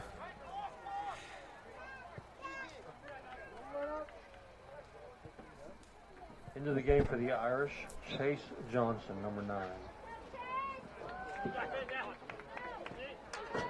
20 minutes to play in this one. Cathedral needs 2. Yep. My guess is that's going to be a foul for Guerin because, that high kick from, I believe that was Kiki there. You got to keep your feet down in those kind of situations. Mafioska leaves it for Mason. That one's off Roman Sally and into the bleachers. Cleats are dangerous. Yeah, even though those rubber ones, if they hit you right, that it doesn't feel like rubber. It does not feel good. Can say that from experience, unfortunately. Game for Guerin, number 19, Jack Cummings. Battle of the midfield. It'll be kept in play. This one glances off Cabotage. Swung ahead, but into the chest of Bedford. And a double team comes on in Bedford. Better heads, cooler heads prevail and gives it back to Gardner.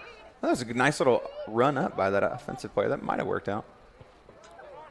You have to make those chances in a situation like this. Sally leaves it for Baker. You can hear the angst of the Cathedral fans. Trying to make a runs. Weisling cut off by Mason. They're going to box him all the way into the corner, at least try to. Weisling tries to go around the bend and a whistle.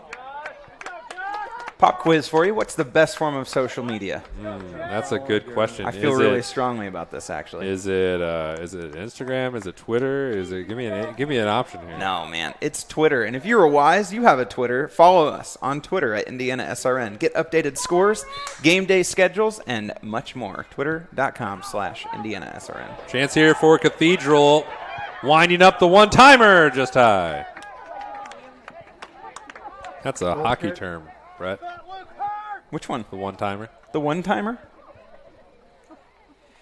Meaning one touch. One touch, yeah. Yep. You got it? Those are difficult kicks to keep under control. But often those are your scoring opportunities, and you got to be able to keep them down. You have to have great accuracy, great timing, precision to execute it. And you have to kind of not kick it as hard as you possibly can because it tends to go high. It's already got a lot of energy coming to your foot. A score update early in the second half of one of our Circle City games. Heritage Christian Brebeuf tied at nothing. 0-0 still. It's getting late for Cathedral in this one with coming up on 17 minutes left to play. When you need 2, it seems very daunting, but 1 much more manageable. But you got to get that 1 first. And a couple players fall. We've seen the physical play. A little aggressive there. And once again, these players between Cathedral and Guerin Catholic, if you're not from close in the area, there's a lot of crossover between these players in their youth days playing against each other and in club sports. Sometimes in the same parish, same schools. To me, it looked like they thought that was on purpose with that kid shoving him over, and I don't think so. I think they just tripped going for the ball. Bernoco wanted to feed it in the middle of the pitch, back to Bedford. Now Mason. Nice pass. Miller. Nice split. Nice entry. No one on the back door. How about the front?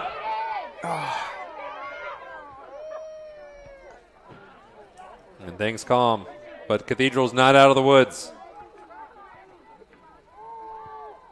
Another entry. That's a goal. And another goal. Lucas Pignon, his second.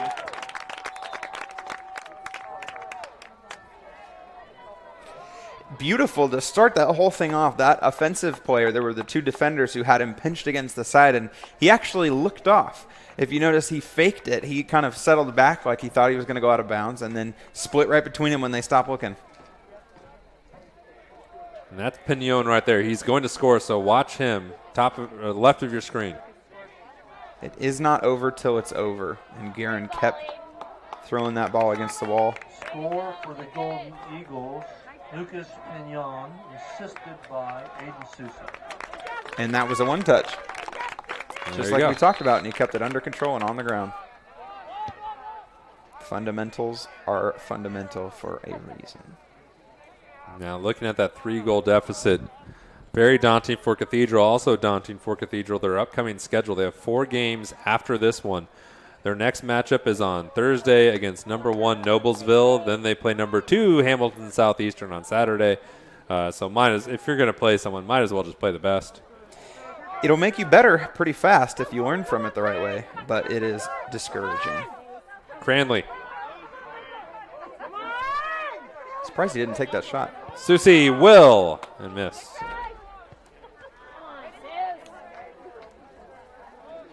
The remaining 2 games, Ron Colley on September 22nd and then number 6 Carmel on the 24th. For Guerin Catholic, it's going to get very busy. On Thursday, they have Covenant Christian comes to town. Then they travel to number 8 in Class 1A and conference rival Heritage Christian, who was one of the teams in position to win the conference. Right now they have 1 loss. Makes things a lot tougher.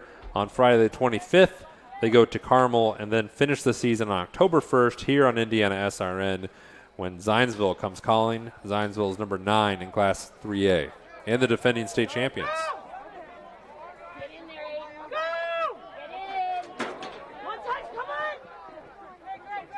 Nice pace by Cranley, able to slow it down. Susie looking for room. And this one will be kicked off into the corner, and it will be a throw-in for Guerin. I think what we're seeing with the score here suddenly running up to 3-0 is how close it's really been, that balance between the Guerin offense and the Cathedral defense. Cathedral's been throwing absolutely everything they have against Guerin to keep them from scoring. And as soon as they start to get tired or discouraged, Guerin starts to overcome. Yeah, this is the second match in a row that Cathedral's given up 3 goals, but this is the first time it's been just honest, because last game against Homestead, it was really a 2-1 game, and then a last-second half-field strike when there was no goalie in place, gave Homestead their 3rd. Guerin scores an average of 3.5, I believe, every game. So we'll see if they're a little off pace at the moment. Yeah.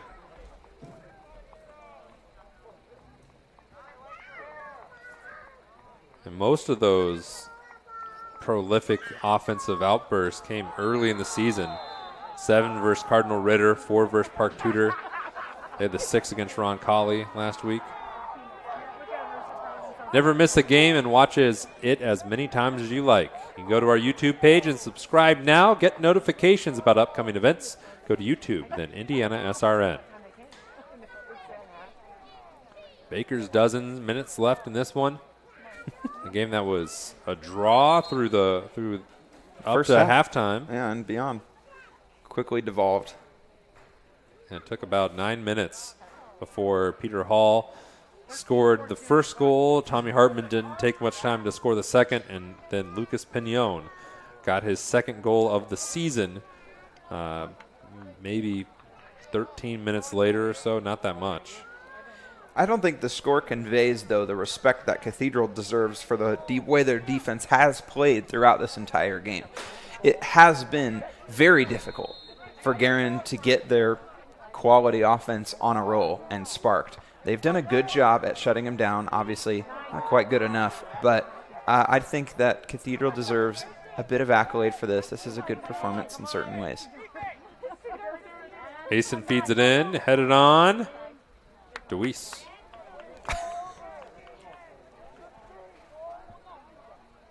And he is a fun goalie to watch. Yeah.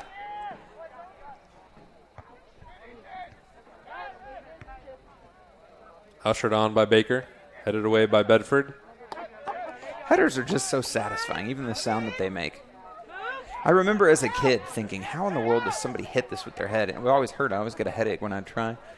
And then the very first time. Because you're letting the ball hit you. Yeah, exactly. And you're hitting it the wrong part. You hit it with your face. I remember figuring out where you hit it on your head and being like, oh, I get it now. And this whole world opens up of possibilities with head height balls. Here's Cabotage. We'll center it. From distance, Thornburg and DeWeese. You're going to have to respect that goalie more than that. 12 minutes to play.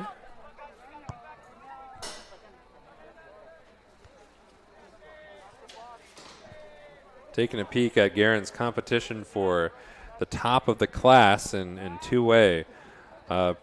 Postseason rival Evansville Memorial is currently number 1. The defending state champions, they had a tough postseason matchup between those two, and Memorial has stayed on top for most of the year.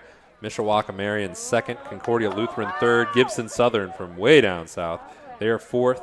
Speedway, who's made some news for their very multi-ethnic or eclectic player ensemble, it was in the Indianapolis Star, they're sixth. So they're right behind Guerin Catholic. So only one Central Indiana team joins Guerin in the top 6. Speedway been recruiting Europeans or what? No, they have players from all over. They're starting 11. It's a United Nations. That's awesome. This one's sent on. Anyone there? Yes, but it was Mick DeWeese.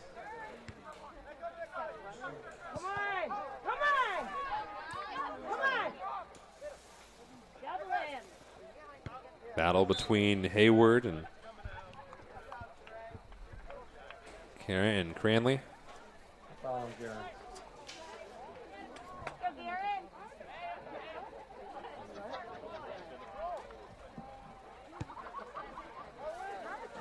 It becomes a moment of just battling for pride. If you're a Cathedral, just get one.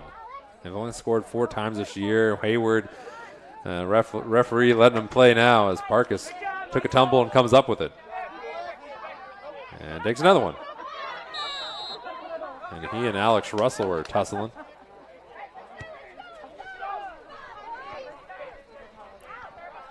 In some of the slower moments of the summer, Alex Russell and his dad, the head coach Joel Russell, they had a little, his dad shared this little Twitter exchange where they went fishing one day, and Alex said, Dad, I feel embarrassed with how much better looking I am than you. And then Joel followed it up with, he had a video of Alex doing wind sprints back and forth in the driveway, and Joel said, son, I feel embarrassed how much I enjoy watching you run.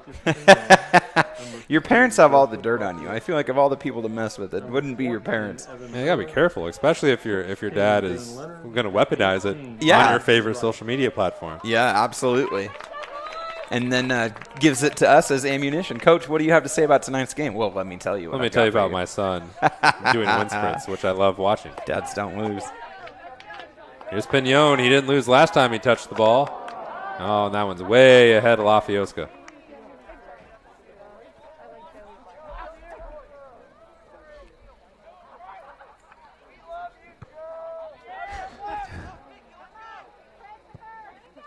Here's Kiki.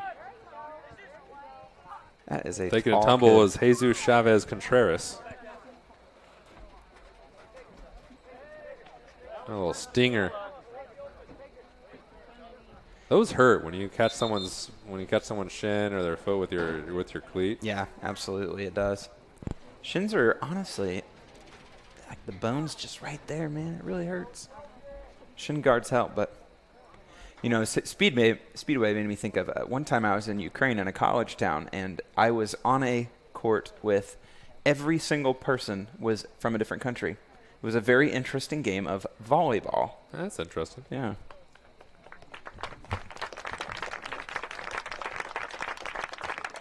Not the sport that you would think would be multinational, but it was this big apartment complex, and they all came down and played.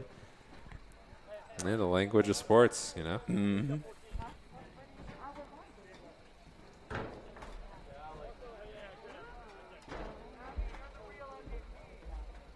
In a play, they would say we are in a hold. In what? In a play, or we're just holding here, waiting. Oh yeah, holding pattern. It's either that or Jamison Brown is being very, very deliberate and who he wants to pass it to. Yeah, really thinking it through. It's a chess match right here. I go to Sally. I go to Jackson Ryan.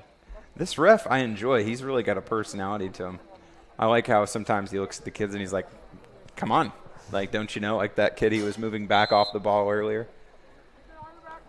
He's not afraid to sass. Let's try it again.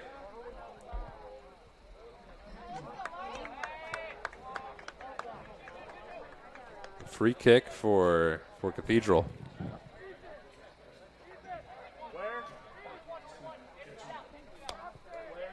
It'll be Russell.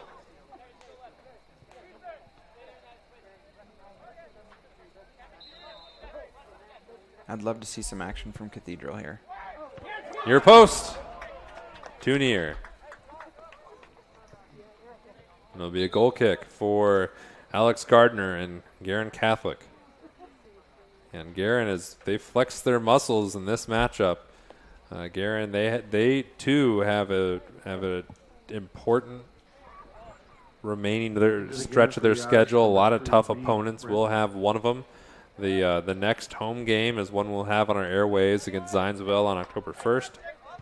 But it's going to be both teams are going to be tested as they get ready for their postseason play. And if you look at both teams, could probably be penciled in as favorites in their sectionals, but they're either going to be ready or they're just going to collapse before.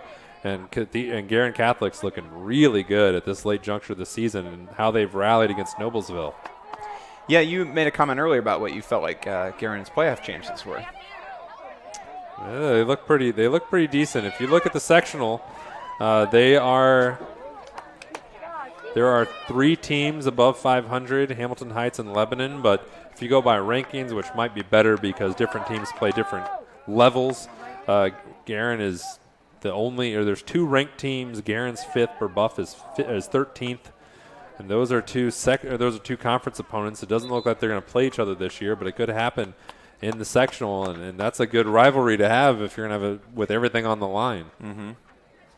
But currently, Brebeuf 3-6 this season. Into the game for Cathedral, number 8, Andrew Berry. I enjoy watching Guerin. They play good football. Good passes, good traps, good control. And they seem like they're having fun when they do well. I wish Cathedral the best. This goalkeeper has been doing a good job. Off the shoulder of Lafioska, but he can't get it back. 6 minutes to play.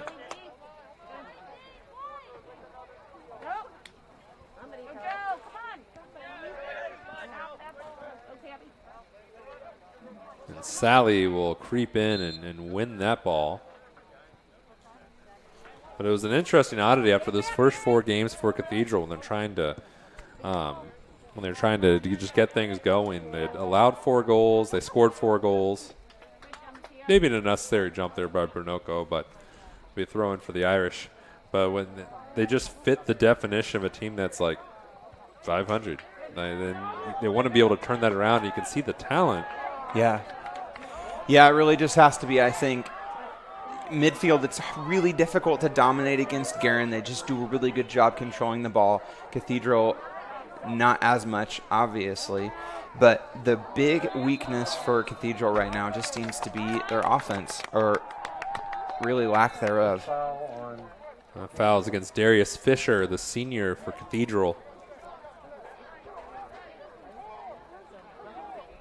That is a tough road trip. The Cathedral, most of their games are always on the road anyway, but including tonight, between now and the end of the week, it was Guerin tonight, which they're trailing 3-0 for the moment.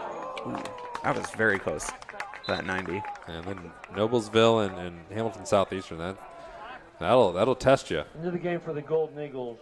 And what do you want to see for Cathedral being able to build from this It's going to be tough coming ahead, but when you're going to be playing these really tough opponents, you can't just get into a rhythm of playing defensive going into the postseason. No, and I think they have to recognize that they do a good job on defense. That's good, but they're going to have to relax it a little bit and really try to control the midfield. We haven't been able to see a lot of what Cathedral's plans are on offense.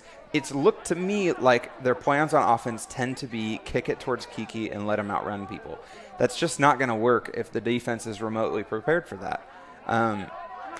Unless they really get caught off guard, which will happen maybe a time, once in a game, a couple times in a game. But if you get scored against too many times like Guerin's going, it's just difficult to make those kinds of things happen. Oh. It's pretty easy to defend against them. So long story short, they really need a better offensive plan. Inside 4 minutes to play, that was a chance again for Guerin Catholic, and now Kiki on the other end. Tries to cross up Peter Bedford. And Bedford beats him to it again. I didn't see any support. Nobody coming up behind him. I see one, now two. So his team's just not up with him on offense. That's a lot of confidence you're able to trust it. Your center back just handle their best player no matter what. And Bedford's been up to that challenge in this match.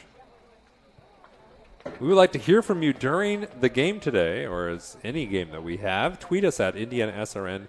Be ready for a shout out if you do. Hopefully you say nice things. You say whatever. We'll give you recognition. Thank you for watching, and we do really appreciate you joining us on this Tuesday evening for some Indiana high school boys soccer. It's been a lot of fun for Brett and myself. Hope you've enjoyed it at home, and we look forward to seeing you again down the road as we go inside 3 minutes left in this 3-0 matchup here at Guerin Catholic. Both teams getting ready for a postseason play. And Guerin looking very much the fifth-ranked team in the state in their class. Lessons for Guerin. I don't know. They just seem to have clicked pretty well. They definitely struggled a little bit on offense, but it was running against a Cathedral wall of people. DeWeese, chance on the rebound? No. But here following up, a couple players there. Hartman one, and it will dribble by.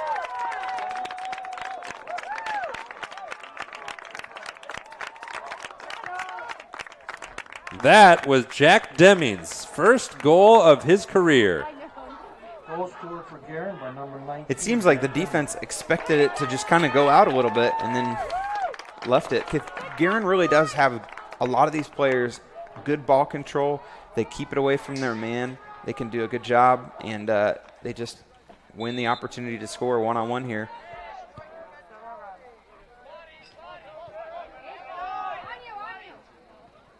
On their roster, that is Guerin Catholic. I'm going to double count this one more time. They have a very balanced offense is the point I'm trying to prove. Yep. But most of their players have scored this season, and there's a few players that have not. I think it's 12 now. Was that to have 10 on the original list? Coming into this game, they had 11 on the original list. So I did have to double count that myself. 13 players on their team have scored. How do you defend? That's the opposite of a one-dimensional offense. There's no one player to focus on. Even Tommy Hartman, he scored the most, but not by a ton. He's not the only player that can do it. Yeah, he has 6, but Evan Miller and Keegan Parkus both have 3. Aiden Susi and Joseph Lafioska have a pair of goals, and including in that 13, Guerin they're not playing 40 guys. Like Bedford and Bernoco in ideal situations wouldn't be in position to score. Here's Parkus looking for another, winds it up. Oh, well placed. He was not even feet off to the left there. That was ever so close. But yeah, the depth that Guerin has so far, the players who have not yet scored, Ethan Mason, who is an outside defender, Bernoco and Bedford center defenders. Good play Dane by the Leonard, defender. Defensive midfielder, and then Nate Lamb has had his arm in a sling for a couple of games. So, and I mean, they've made a name for themselves just fine as far as their goal ratio. The number of goals they've given up has been very minimal. Final seconds of this match.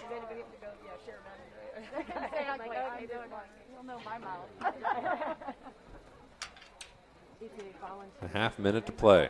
Exactly, a volunteer. It's a volunteer position.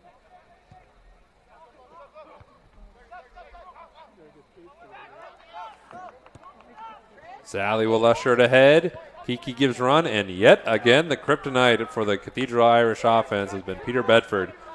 Just casually pokes it away, trots back. Just got to defend for 11 more seconds. Yeah, every time Kiki gets the ball and runs forward, I look to see how long it takes for another offensive player to show up on the screen. It's been too long. Nobody's over there supporting him.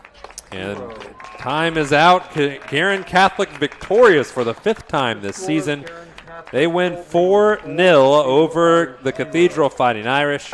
Cathedral falls to 1-3-1. Guerin Catholic rises to 5-1-1. The goal scorers were Peter Hall in about the 31 minutes to play in the second half. Tommy Hartman, Lucas Pignon, and Jack Demings. First goals of the year for Peter Hall and Jack Demings. Cathedral's next opponent will be on Thursday. They will travel to 3A number 1 Noblesville. Guerin Catholic will be home on Thursday as they play Covenant Christian, looking to get their 3rd Circle City Conference win. The Guerin Catholic currently leads the Circle City Conference. So they're going to look to maintain their status as the favorites in the conference, favorites in the sectional, and if they have results like tonight, Brett Goodrich, they're going to be in good position to do so. Yep, absolutely. It's going to be fun seeing Guerin go moving forward. They're playing good ball. They're fun to watch. I wish the best of luck to Cathedral as they figure out their team. And, it's a great sport. It's fun to watch, and it's a pleasure to cast. I want to thank Tellion Johnson, our cameraman, our producer, and executive producer, multifaceted role for Jerry Collins. And alongside Brett Goodrich, I'm Jonathan Mathis. It's been fun. We look forward to seeing you next time. You can follow all our broadcast schedules on our social media pages. Our next soccer broadcast will be Saturday as the Guerin Catholic ladies will play Evansville Memorial. But until then, folks, thanks for joining us. Guerin Catholic victorious this evening, 4-0. We'll see you next time on Indiana SRN, where you're always in the game. Peace.